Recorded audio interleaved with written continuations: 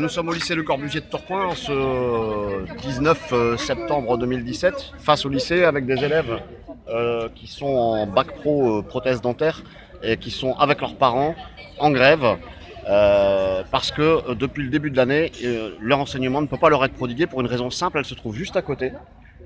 C'est le centre de formation des apprentis, le CFA. Vous savez que c'est dans les tuyaux des gouvernements successifs de vouloir fusionner et finalement d'avaler les lycées professionnels. C'est une idée sarkozyo-hollando-macronienne de longue date.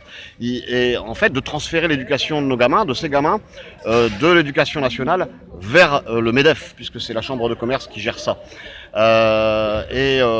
On a vendu à ces élèves et à leurs familles une filière d'excellence avec des débouchés.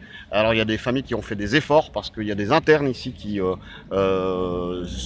viennent parfois d'un peu loin pour suivre cette formation. On leur a vendu ça et puis finalement ils se retrouvent dans un lycée où bien souvent en classe ils sont une trentaine parce qu'ils sont fusionnés avec une autre classe et où leur laboratoire qui se situe donc au CFA leur est interdit, ils sont interdits d'entrer parce que la chambre de commerce, le CFA, réclame au lycée Le Corbusier, comme ça au dernier moment. Enfin, apparemment il y a beaucoup d'impréparation, il y a beaucoup d'affichage, que ça soit d'un côté ou de l'autre, pour ces filières d'excellence, etc. Et puis au final on leur réclame un loyer en quelque sorte, on réclame, la chambre de commerce réclame à la région, c'est-à-dire le CFA réclame au lycée un loyer de plus de 80 000 € pour que ces élèves puissent suivre cet enseignement. On a avec nous William Roger, donc, qui est responsable CGT du lycée Le Corbusier. Ouais, 100 000 €, quasiment, qui est réclamé par le privé, par la Chambre des métiers. Donc c'est vraiment un chantage qui est exercé sur la région qui subitement découvre le problème. On est le 19, comme si que le problème n'était pas à envisager bien avant. Il y a vraiment une impréparation, une incurie générale dans cette affaire.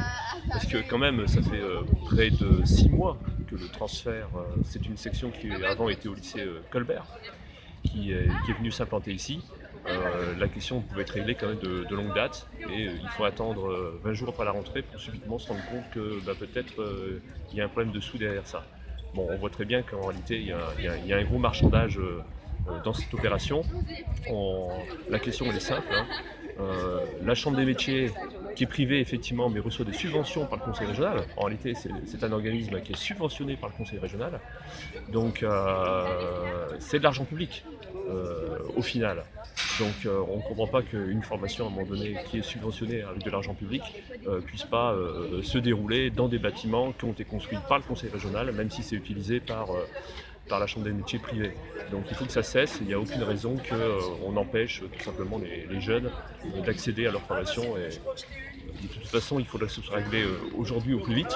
C'est vrai qu'il y a une réunion qui est prévue tout à l'heure, il faut que ce soit réglé au plus vite, sinon c'est certain que ça va durer. Voilà, merci. Des élèves qui sont en grève aujourd'hui.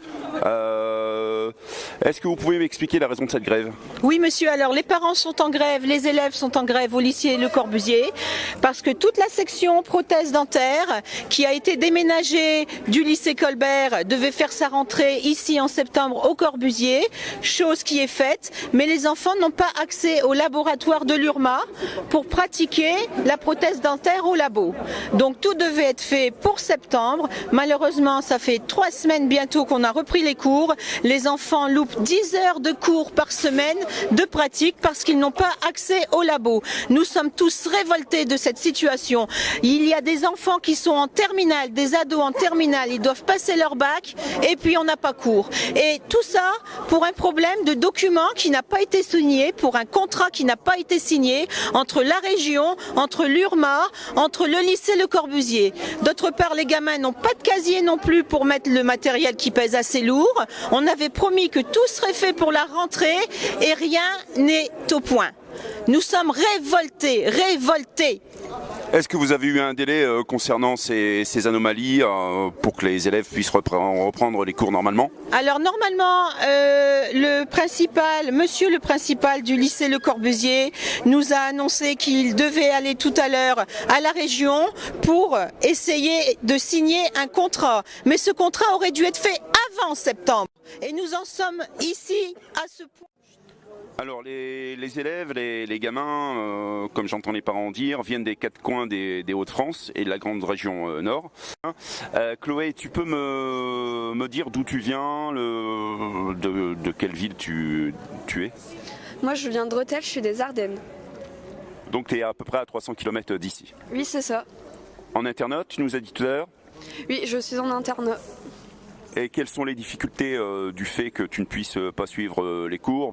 C'est un gros investissement, je suppose, pour vivre en internat et avoir une déception peut-être derrière de ne pas avoir les cours adéquats.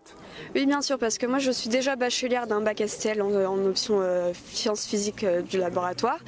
Et donc j'ai des cours qui ne sont pas attribués. J'ai pas le français, j'ai pas le sport, toutes les matières qu'on pourrait avoir. Donc moi je n'ai que du labo. Et là, pour cette semaine, je suis venue pour 1 heure de cours. Alors dites-moi, vous êtes sorti de réunion au lycée Le Corbusier, c'est ça?